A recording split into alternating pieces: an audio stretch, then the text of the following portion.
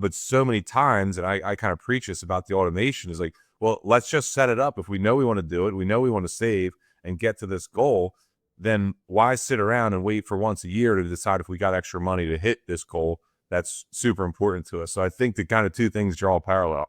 And Nick, the piggyback to finish this all off is having the automation from your business into your personal account too, right? So if you're just taking distributions, have that automated in an ACH at the first of the month to know you have the money to cover your lifestyle. If you're doing it through payroll, whatever that case is, it's the same way, just opposite. So you're not transferring stuff all the time throughout the month and taking, because you had spent more on the credit card. It's all there.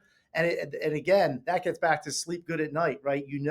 Everything is set up, it's systematized. And again, there's this like beautiful type of like symbiosis type of thing that's happening where you're not stressing out over everything all the time and moving money around and around and around and around in a vicious cycle. It's just set in place. And it's like, okay, great. I'm comfortable here. And then as lifestyle grows or things happen, that ups itself. But that's the baseline of where you want to be at it. It's much easier world to live and operate in when you're doing that.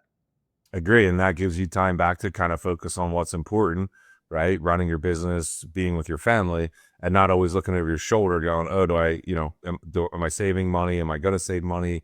What's what? You just kind of outline it all, get it in place. And then really what you're doing is overviewing it from a dashboard. You're Yeah. looking at kind of the dashboard of your financials and saying, yep, these things are happening. Let's adjust them or tweak them as life changes and, time goes on, as opposed to kind of trying to create them from zero, once a year when you get a bonus, or once a year when you decide you got excess money sitting in your savings account that really should get invested somewhere.